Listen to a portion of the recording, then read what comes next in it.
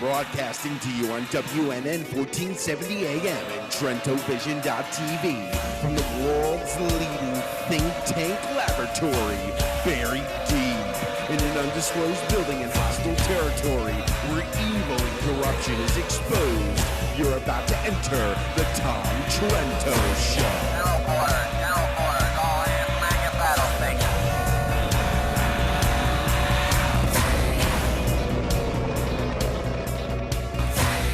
Tom Trento heads United West, a group that says it defends Western civilization against the onslaught of Islam. And we got to defend ourselves against what we say. We have to say all the time, we don't hate Muslims.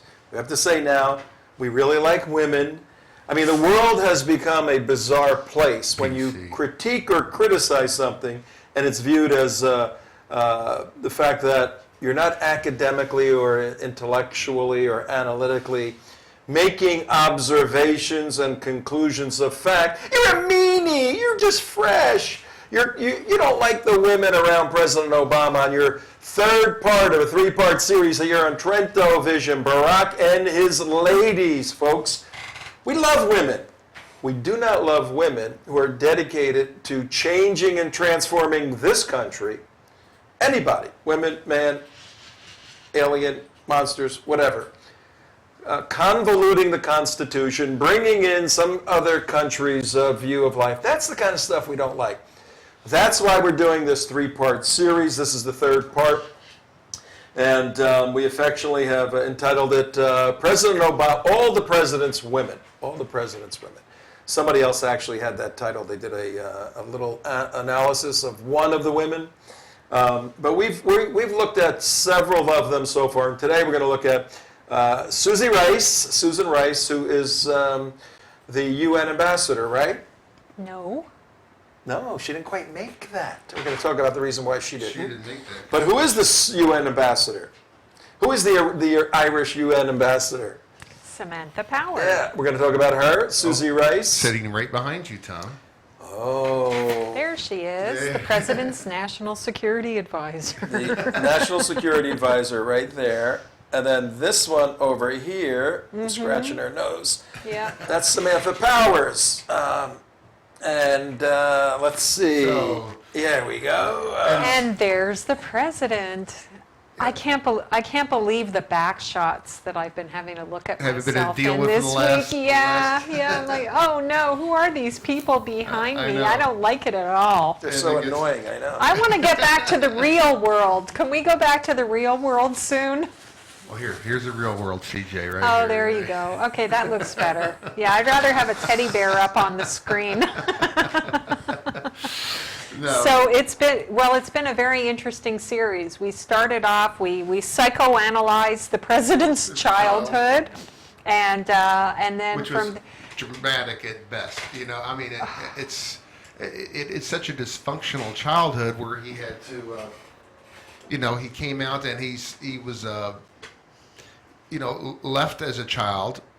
Abandoned by Right, his and father, abandoned by whoever his that father. may have been. He has- Abandoned by his mother. Banned by, right? And just completely dysfunctional the way he was brought up. Yeah. Now throw in on top of that, we have the self-admitted pervert and child molester. Awful. Frank Marshall Davis. Yeah. And, it just gets worse and worse and worse. And every influence around him is communist, socialist, all the way down the line. Don't forget Now, here's the question I have the for you, Islamic CJ. interlude You- in Indonesia. Usually, when you have that many influences around your life, Mm-hmm. you come to an epiphany. It sometimes says, oh my God, what happened? I mean, I was brought up all this, and now there's a mea culpa moment where you say, yes, I've had all these wacko influences all my life. Now I've changed. Where was that with Obama? When did that ever happen with him, that he's come with that mea culpa moment and said, I've had all these crazy people around my life the entire time. I've been brought up as a socialist, boom. Now I'm a true red, white, and blue American. Has that ever happened?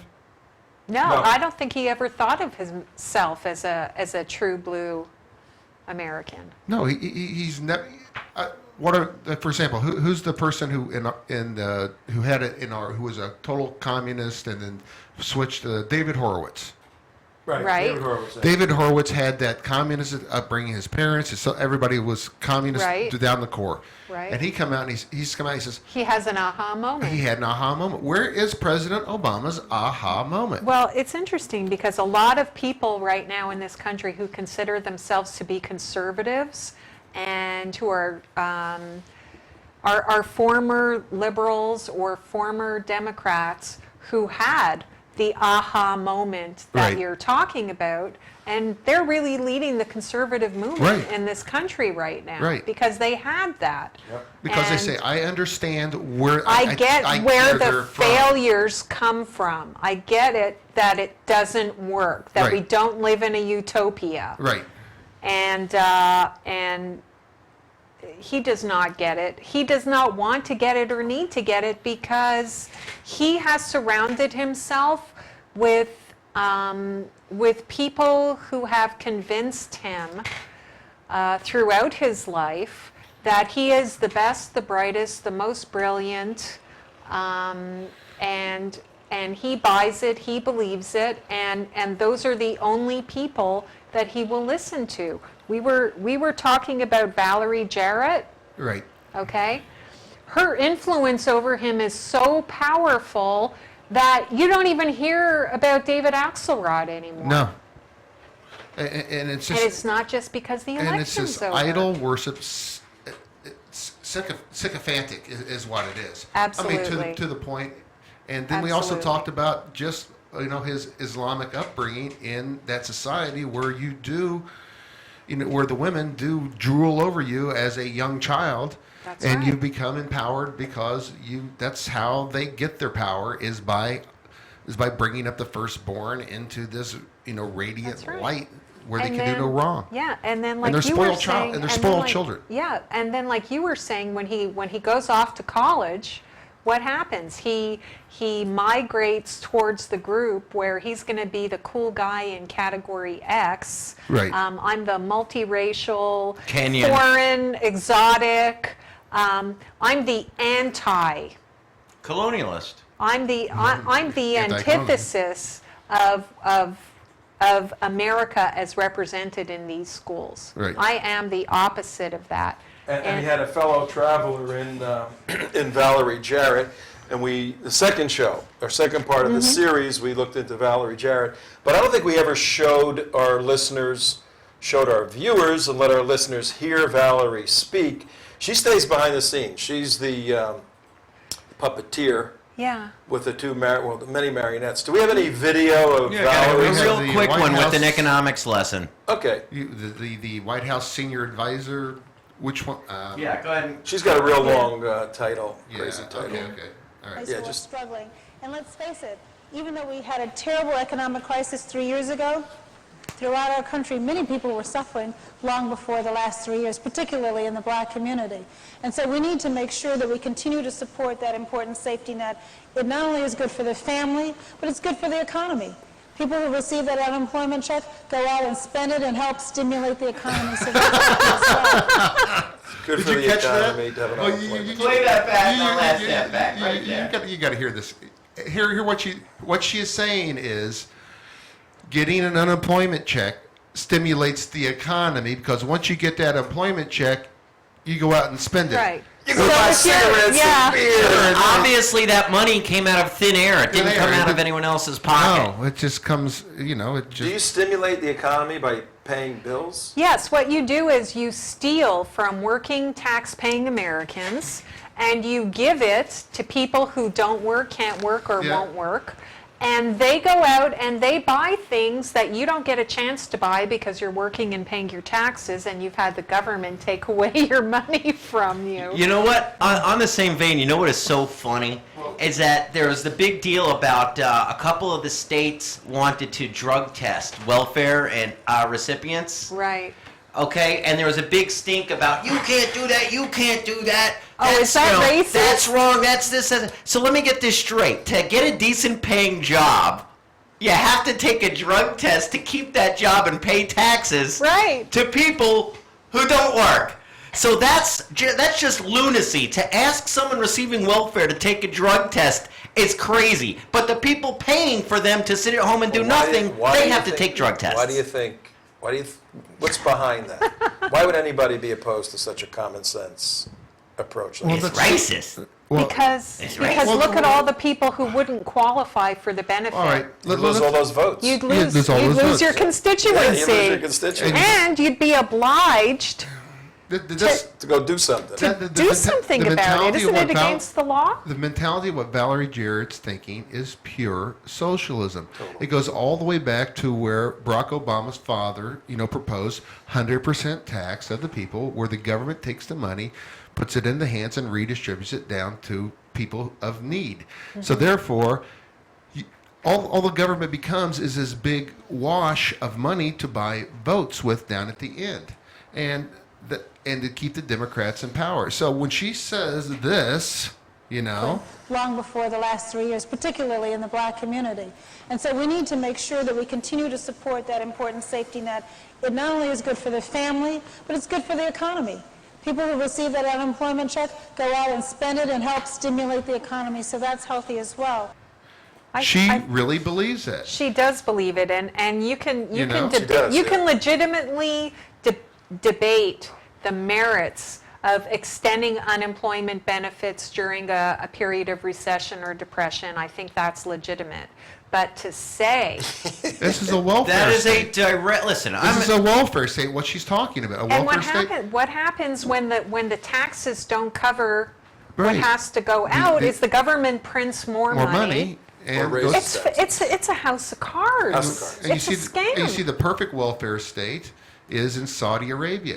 They distribute all their money. Nobody has to work. Everybody gets their money distributed to them, and there's no creativity. There's no job growth or no anything else like that. The three of these, our backdrop here, our green screen backdrop today, folks, on WNN 1470 radio at 13 How do minutes I get past out of the the hour. picture? No, just let their heads be seen. Other way, CJ.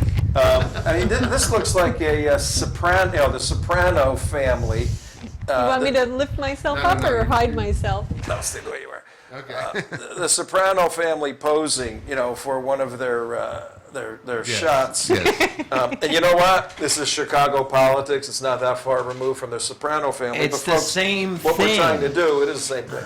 What we're trying to do here on our show is not just give you this information for the sake of expanding your understanding academically, but we have an activistic focus, an activistic target.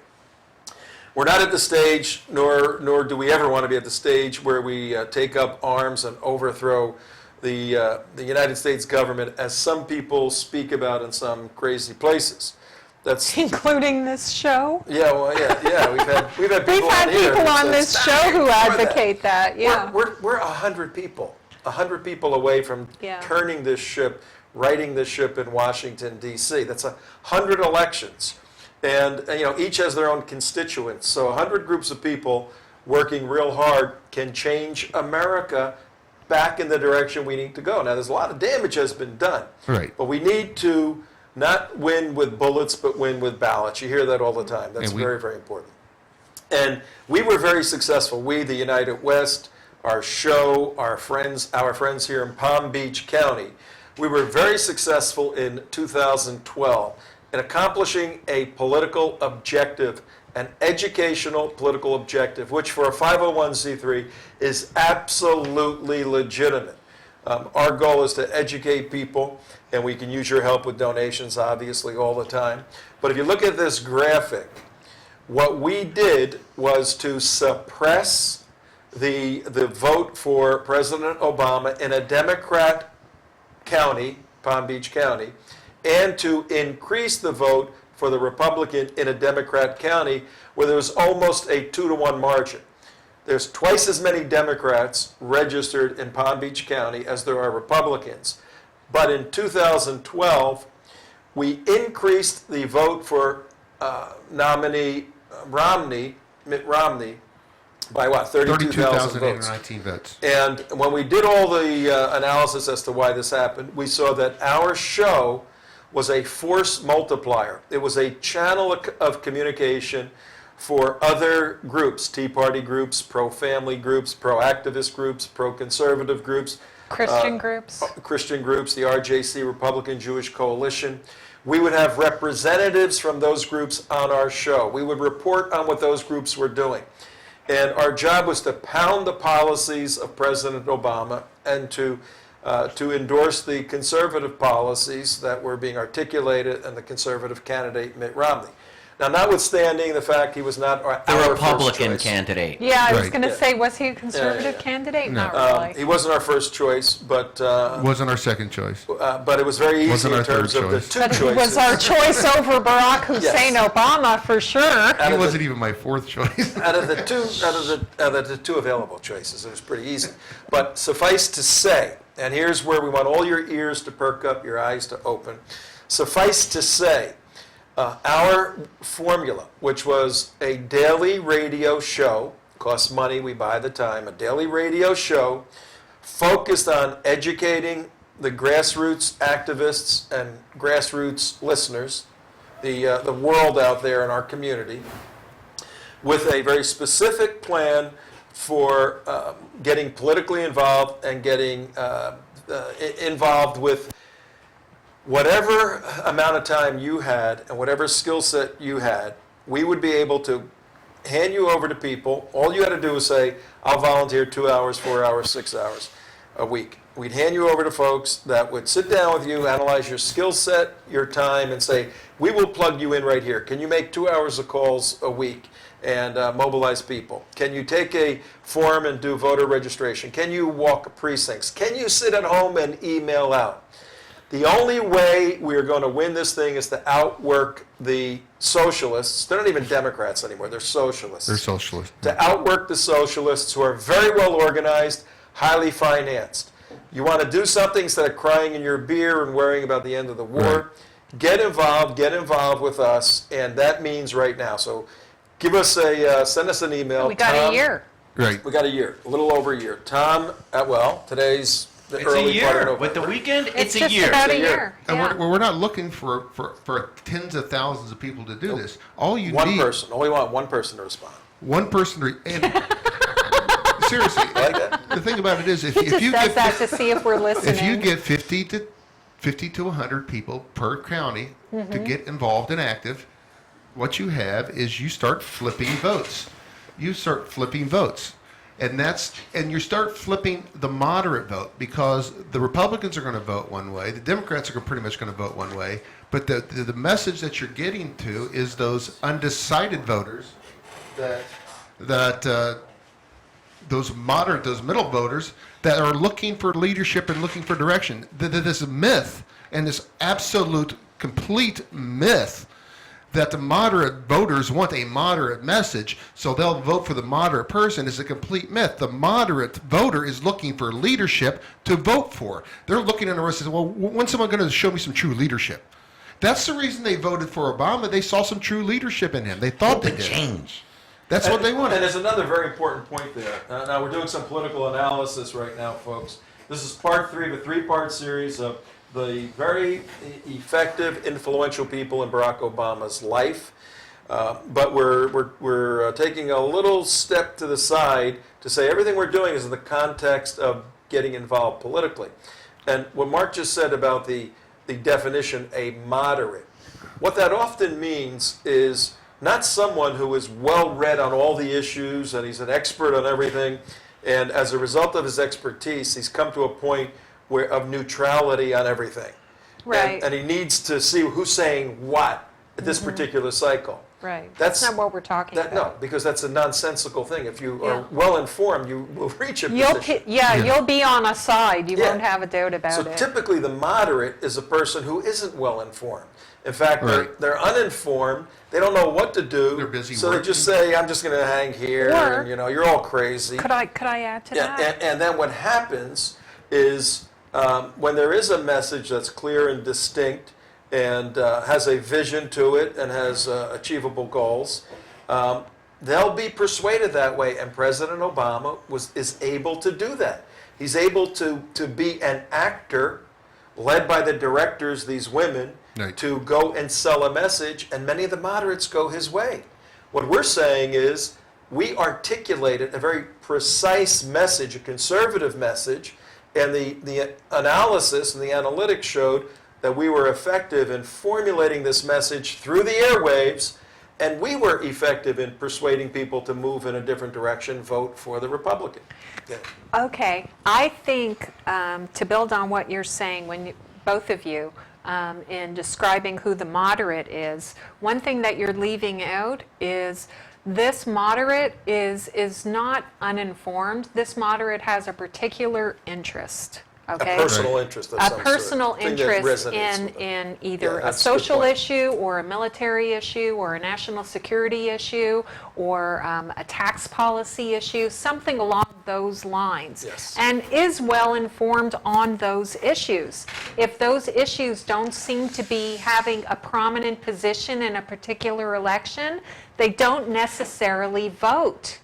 But what we do through this show and what we try to convey through our message is to include and to make people aware of issues that they might not have considered before and to show them why it is important in their lives. So if they're concerned about religious issues, or Right. if they're concerned about Islam and they don't care about politics, well, we show them why they should care about politics. Right. If they're concerned about what's happening in the military, we want to show them why they should also be concerned about what's happening with Obamacare. Right. Because you can't separate these things. Everything is interconnected through the politics of this Well, administration. I want to bring up a very, you're exactly right, CJ.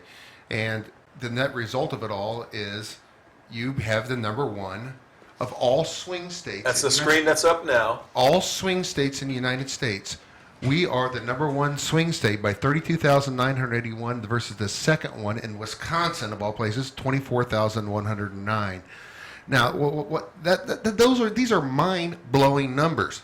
Not only were number one in Florida, 1 out of 57, out of everybody in the United States were number one. Right. Now, we didn't get there by just giving a namby-pamby message. Right. Okay, we gave a good, hardcore leadership message in this county. Not just us, but the people who we bring on the show go out into the communities and do We this also. force multiply. We force brought multiply. the message together, and Now- then we would analyze it and communicate it as a cohesive whole message that Exactly. resonated. But with the people. point you brought And up we the did it in an enjoyable way. But the point you brought up the other day, Tom, I think was very salient. You said if you're going to if you're a person who's involved in politics, concerned by politics, wants to get involved in politics, and you don't have the time, but you just want to give away money, if you give it. No, this is not a plea to us. This is not a plea to us. This is please, whatever I you know do. what he's gonna say, Whatever yeah. you do, what, Tom? Don't give it to the Republican Party. Do not. Do not give it to the Republican Party. Here's what we mean by that. Our research has also shown that there's a point of diminishing returns for your donated dollars to political parties. Because consider this, you're a media buyer, you're working for Democrats or Republicans, in this case Republicans. And how much is my cut? Yeah, well, you get 15% off the top. You buy media. The party comes to you and says, we need 10 gross rating points in South Florida for 4 days, and you come back with a media plan that includes print advertising, radio advertising, TV advertising, airplane advertising, whatever, complete comprehensive package, leafleting, mail, the whole deal. And you say it's $3.2 million, and you'll reach this many people this many times. Well, let me ask you a question. And if the Republican said to the media buyer, well, I was thinking of spending $5 million. You said it's going to cost 3.2. Do you think the media buyer would say, well, we can do that. We can spend that money. Or is he going to say, no. All we need is $3.2 million. What do you think he's going to say? I'll take it. I'll Let's say take we'll it. figure out how to hit him even harder, right? Media buyers are never going to say we have enough money because they get 15% off the top. So Right. your $10, $20 continual checks reach a saturation point about 3 weeks out of TV commercials and leafleting. And everybody at home knows this is true because you get your mail, and you get 400 of the things in the mail, That's the cardboard right. deals, and you go like what with them? You throw them out like that. Yeah. What we're saying is we've come up the with a media model. numbers. We've come up with a model using digital airwaves, radio, combined with old school grassroots activism, combined with a comprehensive narrative, a message. We put all of that together, and our cost per person was something like 2 cents versus Right. $20, $30 per vote. Uh, The good money is with us. Help Yeah, us yeah. out. We want to put 6 But this or is- 7 of our shows in different regions in this state. And then for you high rollers, we want to go to all the swing states Yep. and do the same sort of thing. It's a couple of $1 million project, but you may be out there and able to help us do that. And 33% of all advertising dollars are moved, and that's where the 90% Moved when? are moved through media firms, are moved Oh, to yeah, media yeah, buyers. yeah. I mean, those. I'm just giving you the real numbers. $1 billion. right. That's $400 million. And then look at this, and they only go through 5 really major firms. Nearly $500 million went through these 1, 2, 3, 4, 5, 6 firms, and that's. I'm not saying this for my sake. What I'm saying is, do something different. Yep. Even if you don't want to do what we do something different. This is not Stop working. writing unbelievably ridiculous I mean, checks to this is political a parties. Ponzi scheme. You billion-dollar investors are getting ripped off. Even you small donors to the Republican Party are getting ripped off. Stop writing checks to the RNC until they stop doing this. Yep. Hi, They've looked Pete. a better way. And Well, the whole yeah. They can write some checks Yes, to them, yes, yes. but they need to be smart and to take a look at the success that other vote-reaching models can have, such as ours. 1 for Right. 2. Okay. You're right. The RNC, $1, 2 to Okay. us. Right. You understand the political necessity of writing a check to the Yes, of RNC, But, okay? no, You want your guy to win and you want him to I take your phone disagree call with you. when he does. Yeah. Okay, so you need to write a check buy for your that. way into these places. I But, get that. but don't discount, don't write off what it is that an operation like ours does, because Number 1 in the United States. number 1 in the United States, and let me tell you, because I was reluctant to get on board with what you were saying, and you've been working on this project for several months, and I said, oh, us, what did we do, Yeah. we're, who are we? We're force multipliers. But now I'm thinking about it the way that you presented it, and think of every rally, think of every information meeting, every educational outreach meeting that we Right. went to, and it was all over South Florida. Right. We saw the same kinds of people everywhere. Every time. Okay? Everybody knew who we were. Right. Okay? Oh, you Wherever we went, if it was someplace down in Broward County, if it was a Tea Party meeting Tom, CJ, Mark, how you guys in doing? Davie, or it was an RJC meeting Right. in Delray, or Right. wherever it was, everybody knew who we were. Everybody was watching and listening to the show. And so And you we better be on really... your best behavior, because they see you when you're out. And so, yeah, that's true. That's true. Yeah. That's so, one thing I get away with. usually. So we really did have an effect. We really were connecting Right. a lot of people who now maybe let's see- had a niche issue. But isn't that, that the whole we point? exposed them But isn't to that the whole something point else. of grassroots activism? It's old school activism. AstroTurf. Our demographics are not going to allow us. Everybody keeps saying go towards the media, go towards the techie stuff, go towards this. Our people aren't the techie ones. They barely know how to turn on an iPhone. You start talking about Facebook and all. It doesn't make. Ask yourself this: your voter is your mother. Okay, how much are you going to influence her by Facebook? Well, she has one of these, There you go. and she has one of these. Yeah. I'll tell you, after Okay, she's getting another savvy. after another year of this Obamacare, guess what? Right. The younger generation is going to finally start to wake up, and we might have a whole new younger generation of conservatives coming in But still- behind of these Or slobs. if we show the folks who some of Obama's ladies are, like this next one, Right. they're going to go, what the hell Thank is you that? for coming back to the show, Yeah. Tom. And now what back the to the hell show. is that? What do we have next? Can we go to Sammy? This is amazing, folks. Are we starting with her? Yeah, we're going to show you one of She's just amazing. one of the Samantha ladies, Powers? one of Barry's ladies, Barack Hussein Obama's Play the ladies, clip first, or Yeah, we will. and this one. You're blocking her head. I got a big ugly Get out picture of of her right Sammy's- here. Oh, here. Well, oh, the one yesterday, or the one on There part she two. is. There she is. One on part two. The one on part two was She is born in scary. Iran. She's scary. Valerie Jarrett was born in Iran. Now, today in part three, we figured let's find another person, and there's many of them, on the cabinet involved closely with Obama that's born in another country, and we have Samantha Powers. Power. Let's look at her This picture. is who took Susan Rice's place as the ambassador to the United Nations. You want to do a video of her?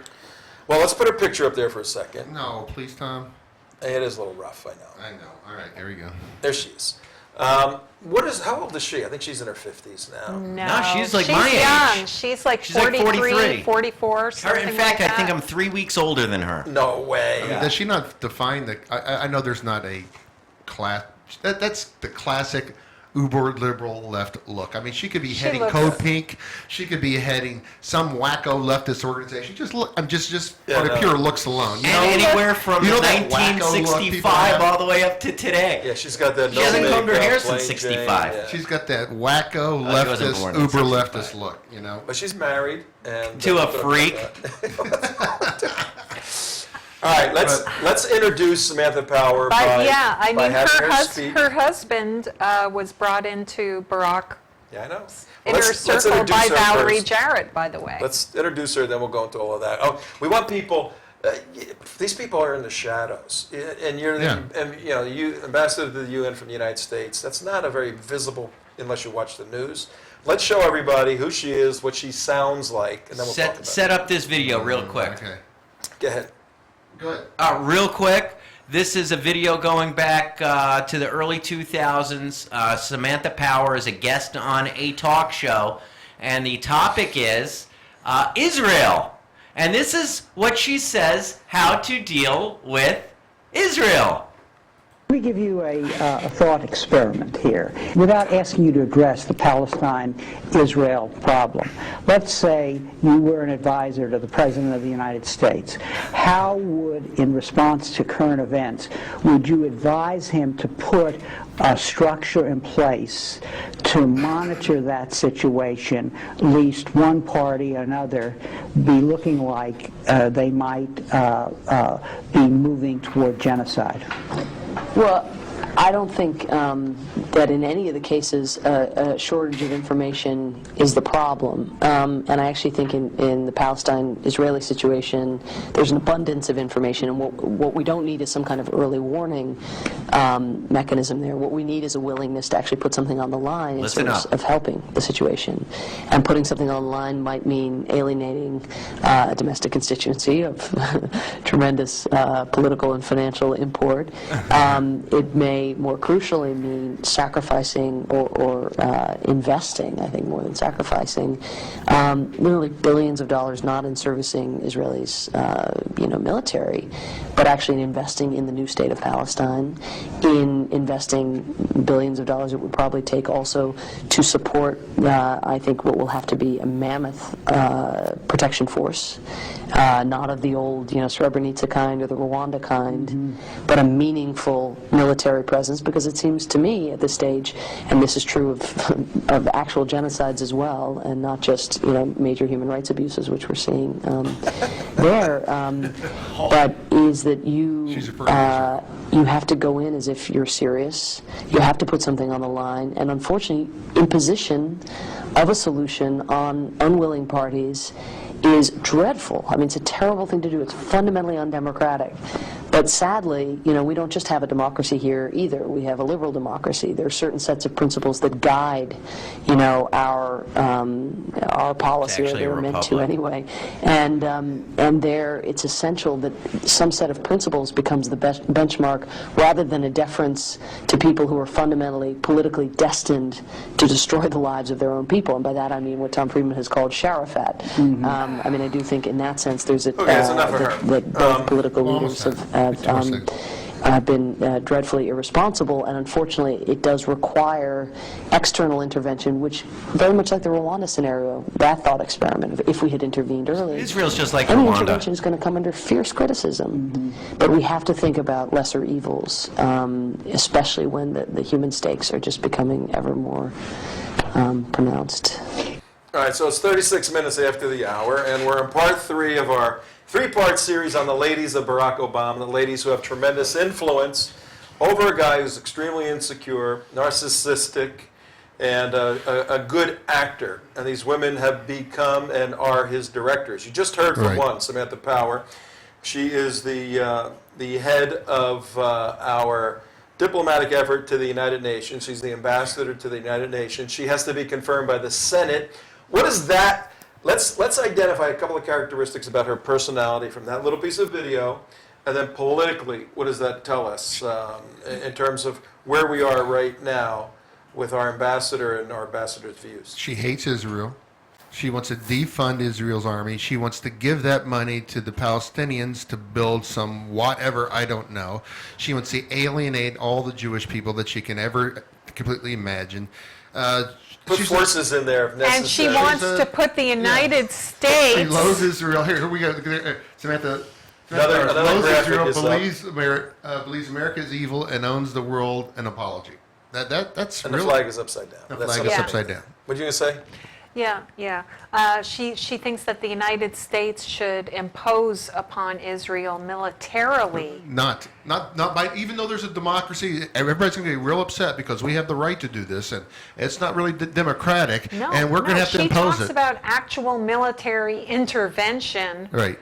of the United States against our ally Israel in favor of imposing a The Palestinian Israeli solution. Rwandans. Where do you think the 67 border idea came from? You know, the 67 border concept? This is all being pushed by wackos like this. Well, no, I think it's more extreme than that. I think if we have I agree with you there. we have the geography lesson that Damon filmed over at FAU a couple Israel of weeks doesn't ago. exist. Well, that Israel doesn't exist. I think that's really what she stands for and what she advocates, and I think so does the president, so does Valerie Jarrett, so does Susan Rice. I mean, these people don't even want the United States to exist. Why on earth should they want Israel to exist? That's right. Now listen to this. Her nomination was opposed. This is the ambassadorship to the United Nations. Her nomination was opposed by a number of people.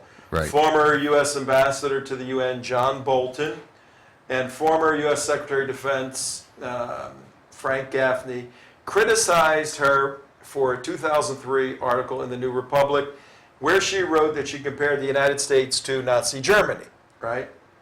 So we did have a couple of people oppose her, but how many people in the United States Senate? How many senators are there? 100. 100. Okay, and the Senate has to approve. Somebody nominates, President nominates. Advise the and Senate has consent. to Right. approve. Advise and consent. Right. The vote was 87-10. That's right, because And they're 3 so, abstained. Now listen so to this. gentlemanly. Senator John McCain said, McCain. I support President Obama's nomination of Samantha Power to become the next UN ambassador to the United Nations. I believe she is well qualified for this important position and hope the Senate will move forward. What the hell is she qualified Senator for? Lindsey Graham called her a solid choice to serve as U.S. ambassador to the United Nations. Unbelievable. Well, actually, you know what? I'm going to agree with Lindsey Graham on that one. Because as ambassador to the United Nations, that means you have to be completely Islamic and completely morally bankrupt. and completely morally, you have to cave to We had John to the Bolton. Islamists all the We were time. privileged to have John Bolton during the Bush years. I know. Okay, Those days are gone. we had Jeane Kirkpatrick during the Reagan years. Right. We have had people who stand up to evil at the UN on behalf of the United States and proudly represent the best interests of the United States domestically and internationally at the United Nations and set some standards for the world. Now this lady, who built her career squawking about genocide around the world and how the United States is responsible for it, when the so-called Syrian crisis was reaching its apex, and we were debating whether or not to go to war against Syria at home and at the UN. Well, the UN Security Council had a very important meeting to discuss what was happening in Syria and whether or not the government of Assad uses chemical weapons against their citizens. She was on holiday in her birth country of Ireland and couldn't seem to make that very important meeting. Well, she was 19 days into her job. So I guess it's okay if genocide happens in Syria while you're on holiday. Well, the whole issue, do you remember who was? Now again, folks, it's 41 minutes after the hour. We're here on TrentoVision. We're discussing 3-part series on the women. Which is going to be extended. Who are influential in Barack Obama's life. Who are influential in Barack Obama's life. And one of them is Samantha Powers. She was not President Obama's first choice for U.S. ambassador. Who was that? We don't want to go to her yet, but... Who was? Oh, the Rice. No, Susan Rice was the U.S. She ambassador. Was the she was going to be the Secretary of State. Secretary of State. That's right. I got that mixed up. What was Samantha Powers before she was sent over there? She got fired, remember? From Barack Obama. Yeah, because she called Hillary a monster. She was on his campaign staff. That's what it was. Yes, she's a foreign advisor, foreign policy advisor. Before that, she was one of his advisors when he was a senator. So she goes way back. She goes back to like 2000. And she's been in the Democratic Party. So does she have any relationships with anybody else? Does Sammy have any relations? Does she have any type of... Here's how she hooked up. Watch this. Right. 2003, she won a Pulitzer for A Problem from Hell, which took her 6 years to write. President Obama read the book, invited her out for a meal, which lasted 4 hours and ended with Power deciding to take a leave. That winning meal is 4 hours. Oh, yeah. They got this. That's right. She was a professor at Harvard, and after that 4-hour meal, she left and began to work for the junior senator from Illinois. Okay. Now, for the sake of our audience, let's make believe we were a fly on the wall. What do you think happened at that meal? We got two people. Mr. President? All right, I'll be Mr. President. He's a senator. Well, he's a senator. Well, Mr. Senator, what do you think about the Israel-Palestine situation, Samantha? Oh, you're asking that? Yes. Okay. I hate the Jews. I hate Jews. But she's Irish. It wouldn't be. It would be. Happened to morning and let me step on a few Jews on the way to the market. If it weren't for all these pesky Jews, we could get our work done. So what's the problem in Samantha? What's the problem in the Middle East? Jews. Wait a minute. It's them damn Jews. What's the problem? What's the problem of politics in the United States? That too would be the Jews. That too would be the Jews. Yes. Yeah. The pesky little Jews. What stands in the way of the one world order that you crave and that I am right behind? Oh, probably the Jews. Yes. What about Hollywood? Who controls Hollywood? Oh, that is most clearly the Jews, Trento. That is the most obvious. How'd you like to come to work for me? Trento, I could never do it, my friend. I'm President Obama. I'm Senator Obama. How'd you come to work for me, when Senator? shall I pack me bags? You know, I think we're pretty close. I think we're pretty close. I mean, everything she comes I'll only go if you promise to introduce me to Rashid Khalidi. I've always been quite the admirer of that Jew-hating bastard. Can you say that on the radio? Yes, you can, dear. I've said worse than the national media. Right? No, I think the conversation went something like that. I hate me some Jews and you, Barry. I'm with you, Sammy, baby. Can I call you Sammy? Well, I tell you what, every person that he has hired around him loathes Jews. Jew haters. The Jew haters. Yeah. They're total But he's Jew the best haters. friend the Jewish people in Israel ever Even the had. Jews he hires hates the Jews.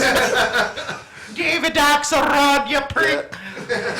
And Rahm Just Emanuel. because he looks like Hitler doesn't mean he hates the Jews. And going back to Valerie for a minute, She another. took Obama through the Jewish community in Chicago, introduced him to all the rich Jewish people. Right. And they do have money. He's an actor, folks. We've been telling you this. The president's an actor. So Valerie said, "You got to act Jewish. Okay? Yeah, I know. You got to be nice. You got to talk to these Jewish people. Nice to these Jews. These Jews got money. Yeah. These Jews got money, so you got to do your stick." But Barry said, but me Arab friends are gonna have more. Yeah, and that there's that whole story. So that's Samantha.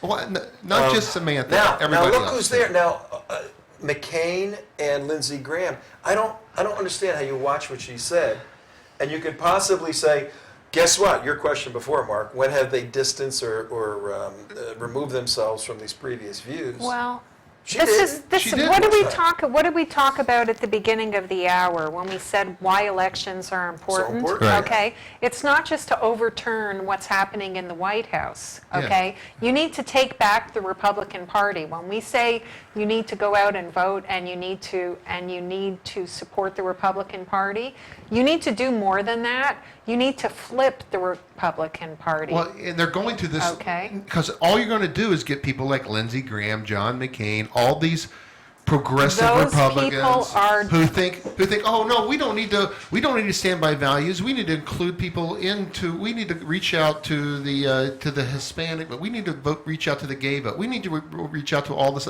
Come on, guys, just grow a pair, say your values, and then get elected. Nobody's doing that nowadays. But anyway, let's go on. No, what they're doing is what they're doing is they're lying to the people who they want to vote for them, Let's and then they're raise flipping and let's going move on. their own way after. Let's raise the ante a little bit with Samantha to bring home the point. Can I read some of me quotes?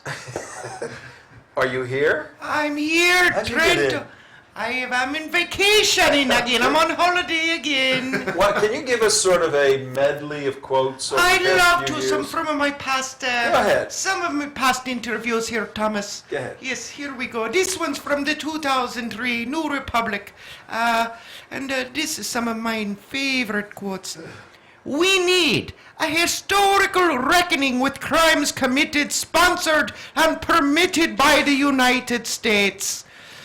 A country has to look back before it can move forward. Instituting a doctrine of the mea culpa would enhance our credibility by showing that American decision makers do not endorse the sins of their predecessors.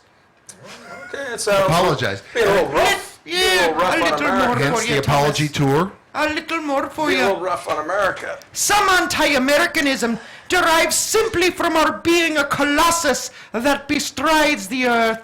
But much anti-Americanism derives from the role U.S. political, economic, and military power has played in denying such freedoms to others.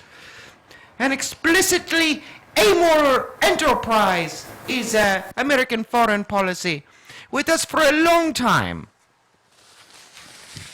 Jeez, How does this lady? How does this lady even? I don't get it. Can I give you a little bit on one more. Israel? One more. Okay. America's relationship with Israel, quote, has often led foreign diplomacy decision makers to defer reflexively to Israeli security assessments and to replicate Israeli tactics, which can turn out to be counterproductive. I know of no instance. Oh, this is someone saying something bad about me. I'm not going to say it. It was Ralph Peters saying, I know of no instance when power has vigorously defended Jews or Christians murdered or driven from their homes by the Arabs she wants to save. She hates Israel. She hates Jews. There's nothing. She hates the existence. I mean, she's missing a good chance to be a Muslim. She really is. The United States had brought terrorist attack upon itself by aping Israel's violations of human rights more than once. I mean, what does it take to make you realize that she wants to apologize for all actions. She wants to apologize for everything, that is American. what is the point of this person even being, anywhere near any political office when it comes to Israel? I mean, if you wanted to destroy Israel, if you wanted to You couldn't pick anyone better. You couldn't pick anyone better. So once you look at it that way, it's amazing, that she's even allowed to, be in any sense of political office whatsoever. Especially if you're a Jew here in this county, why would you want to do that? Seriously, what do you think, CJ? Tom? Tom, you talk while my Yeah. mic gets fixed. What I believe there, my friend Mark, if you were looking to destroy Okay, Israel, I think- you couldn't hire anyone better than me and my good friend Susan Rice. Okay. Okay, let me tell you this, Come back, okay? come back here. It's had to fix that phone. deeper, thank you very much.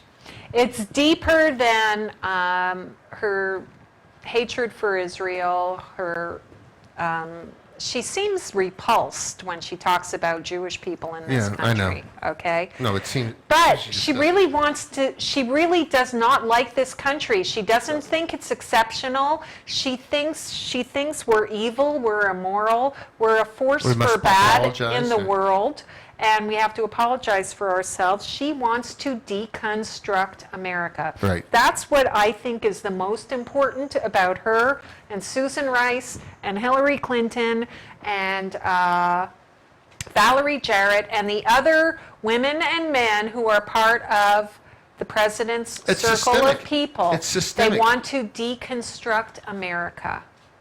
And Plain what- and simple. apart from being foreign-born, she's Irish, and that plays a role. I mean, I hate your stinking country. but let's be objective and say you can come here, and I have read stuff where she loves America and all of this. What does she have in common with conservatives like us? Zero. Zippo. Nada. And, Nothing. and it looks like not even a real respect for the Constitution. Why would any Republican senator ever vote for her? I can't. It's hard for She, me. based on who she married, she certainly doesn't care about the Constitution. marry? Cass Sunstein, an absolute guy who couldn't Cass give Sunstein? a rat's butt about the Constitution. Here's a great quote from her husband. It was out of He's an attorney, right? No, he's a lunatic doctor. Oh, doctor. He's like a eugenics guy. Oh, he's off that Here- eugenics. this thing. is now. This really, I mean, Cass Sunstein. His moment. He believes in libertarian paternalism. What the hell is that? What's this? It falls in line with one of the main themes of his work. Generally, people will do the right thing, but sometimes they need to be guided there. Laissez-faire can be dangerous. A democracy needs to ensure competing points of view. For example, it needs to provide accurate, not anecdotal or inflammatory information about terrorism and other risks. Free speech should have limits, sometimes surprising ones. Yeah. You see, these So guys. basically, he's talking about you. Yeah, right. All these leftists, she's Harvard educated, a Harvard professor. Once you, and you come from another country, you have this kind of global view. You become an elitist, and your constituents are whom? Because they're all Democrats. Are whom? The leftist They're socialists. peasants. The No, low they don't information have- Low voters. information voters, right? They don't have constituents. When you have constituents, you are accountable They're not accountable and to them. serve a specific But the- group of the people. party they These represent. people do not have Right, a right, constituency. Go The ahead. party they represent are the people that Barack Obama organized in South Chicago. Minority people, Latinos, blacks, uneducated, just point them in the right direction, they vote over here. So Samantha Powers looks at that as a significant part of her base, and Cass Right. Sunstein looks at that. And their view is these people need guidance, they need paternal liberalism. Right. Right? We've got to tell them what to do. Well, that's what they we believe would the argue government on is. principle, some people do need guidance, but you equip them to make decisions on their own. You don't tell them what to do and then keep them an enslaved second-class group of citizens, which is what these elitists do. And they love doing that because they go to all the big cocktail parties and the limos and the liberal limousine liberals, basically. I still can't. How is she going to represent the United States at the United? Well, the United Nations. What is do you what mean she believe. fits right in. The rest of the UN hates us right in. also. Fits That's what exactly I'm saying. in. Actually, She fits right in. Ramsey Perfect. actually made. Good point. Yeah. I mean, can you think of two polar opposites of John Bolton and this beast? Yeah. John Bolton, if you told me he was the president tomorrow, I'd Actually- sleep like a baby. Actually- Imagine Alan West and John Bolton. No, that's a nice ticket. Okay, you tell me you wouldn't sleep like a baby, and you know for a fact that those people have America's best interest. This woman, we just read some of her quotes. We're a beast, colossus walking, we're all we do. She Israel literally... needs to be invaded. Israel needs to be invaded, and we're just this disgusting, betrothing beast stopping on the rest of the world. And she marries a guy who says, you can have free speech as long as it's a free speech that we agree with. All right, well, let's do this. We're going to have to continue this, as we always do, the part 4, 5, 6, 7, 8, 9, 10. Well, yeah, The we women of have Iraq. to get to Susan Rice. We Susan- have to get to Kathleen Sebelius. We have to go back. We're going to have to talk again at some point about Hillary Clinton. Because, Hillary? Yeah. Okay. And we Michelle? especially Dahlia Mogahed? have to talk Mogahed? about Michelle Obama. So many women in Barack's life. Yeah. We're going to have to do that. But what Leftist. I want to do with the remaining couple of moments, because we are geared for activism here at TrentoVision, and we're down to 1 year, folks, 1 year to the midterm elections. I want to go around. Each of you take about 30 seconds. 1 year, and 1 day. Share your thoughts on what folks can do to get involved. Let's start with you, Damon. What can people do to get involved? One, everyone needs to send out at least one email a day to a couple of people that need the education. People that aren't bad people, they're just low information or no information voters. Because I guarantee anyone in our listening audience, the most of the people that they know do love this country. And they don't know, because I talk to people every day that don't know 90% of the stuff that we talk about. So my number one thing would be, listening audience, send out at least one email a day to at least 2 people. And it's so easy. If you could multiply that by more than one email and more than 2 people, great. But we have to fix the fact that we do have low information voters. Okay, Mark? Change is not done by massive groups of people. Change is done by individuals. It doesn't take millions and millions of people to affect the outcome of an election. We're a handful of group of people down here in Palm Beach County. We're just a small little contingent down here. And yet We're huge. But we swung 32,981 votes. Punch higher than our weight class. Punch higher. We're David versus Goliath and knocking Goliath out in Palm Beach All right, real County. fast, what's your point? Well, I was giving you a little break there, Tom. Okay. But go ahead. My point is over. So go ahead, CJ. I'll punt to you. Okay, my point of action for everybody is to listen to or watch TrentoVision.tv. Email the link to your friends to the archive for youtube.com/theunitedwest, and visit theunitedwest.org and donate securely. Get some bang for your buck. I would Thank say, you. I would say if you have to do one thing, obviously if you have to do one thing, the aggregating emails, sending them out, great. But if you have to do, if we're giving you one task right now in terms of preparing for the midterm elections, watch our show every day. You don't have to watch it at 5 o'clock. We're doing this. We're providing an hour of education every single day. You will be a well-informed, well-equipped individual to fight these battles. You can watch it on the archives, youtube.com/theunitedwest. You can listen to it that way. Send us a note if you want to get involved, tom@trentovision.tv. Every day, watch the show, send it to your friends. This is where to start.